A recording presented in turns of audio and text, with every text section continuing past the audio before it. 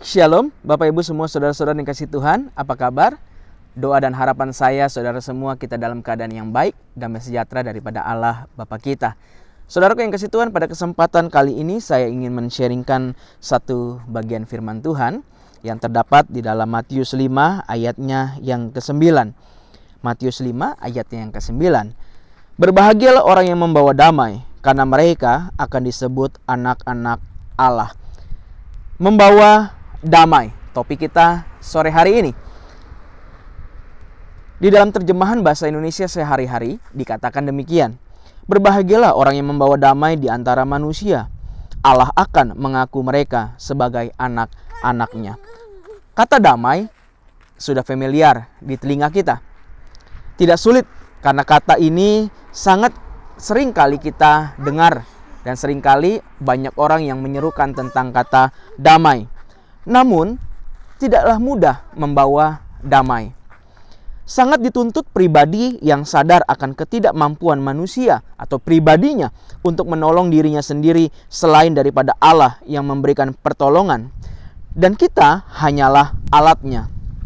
Sifat lemah lembut, lapar dan haus akan kebenaran, hati yang penuh murah hati, serta kemurnian hati untuk dapat memperjuangkan kedamaian dalam sesama.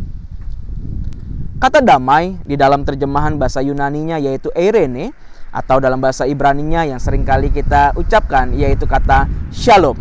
Kata ini tidak hanya diartikan sebagai sebuah keadaan tidak ada kesulitan atau tidak ada persoalan. Namun, kata damai di sini dimaknai segala sesuatu yang membuat dan mendatangkan kebaikan bagi sesama manusia. Maka kita tidak mungkin mendapatkan kedamaian hanya dengan tindakan pasif atau berdiam diri. Damai adalah sebuah kenikmatan atas segala kebaikan. Untuk menikmati kedamaian, maka dibutuhkan tindakan aktif dan kita dari diri kita untuk membuat atau menghasilkan sebuah kedamaian dalam lingkup kehidupan ini.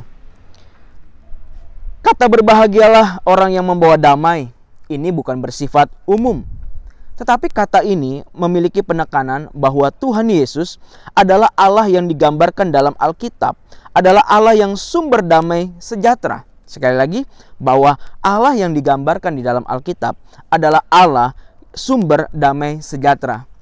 Ia mendamaikan dunia dengan dirinya oleh Tuhan Yesus. Ia mendamaikan kita dengan dirinya.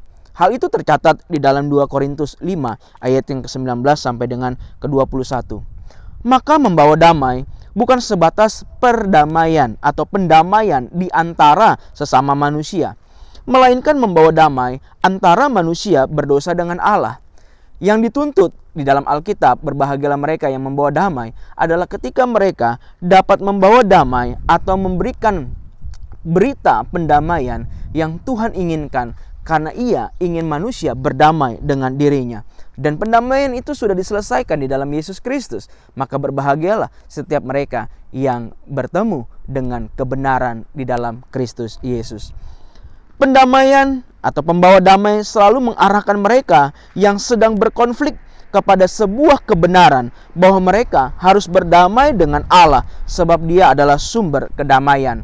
Seorang yang memiliki damai sejahtera di dalam hatinya adalah orang yang telah berdamai dengan Allah, berdamai dengan dirinya sendiri.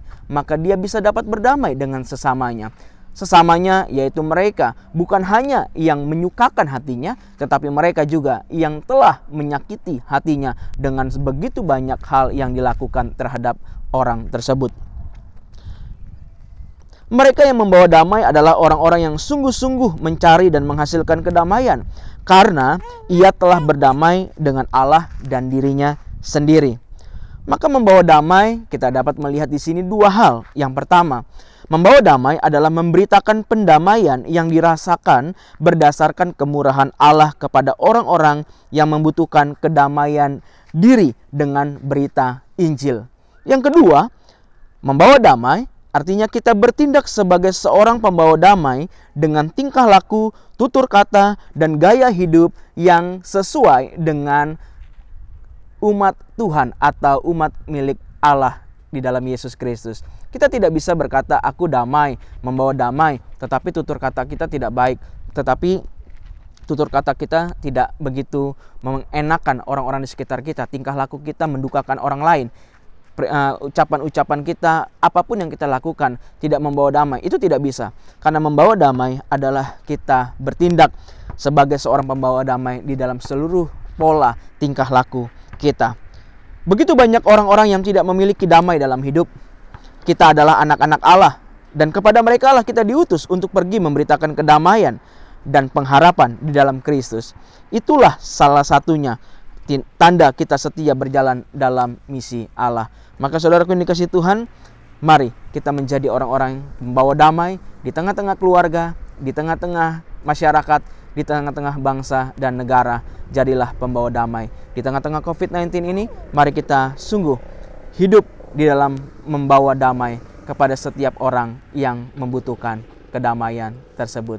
Tapi ingat, kedamaian sejati hanya ada di dalam Yesus Kristus. Karena damai itu lahir dari dalam hati, bukan dari pemberian, materi atau apapun itu. Tetapi orang yang memiliki damai dari dalam hati, ia adalah orang-orang yang telah berdamai dengan Allah dan berdamai dengan dirinya. Maka ia bisa berdamai dengan keadaan, dengan situasi-situasi yang ada, yang tidak baik sekalipun. Tuhan Yesus memberkati semua saudara, dan shalom. Kiranya damai sejahtera Allah senantiasa ada di dalam hidup saudara-saudara semua. Salam dari saya, Ade Efra Anugrah Gebu.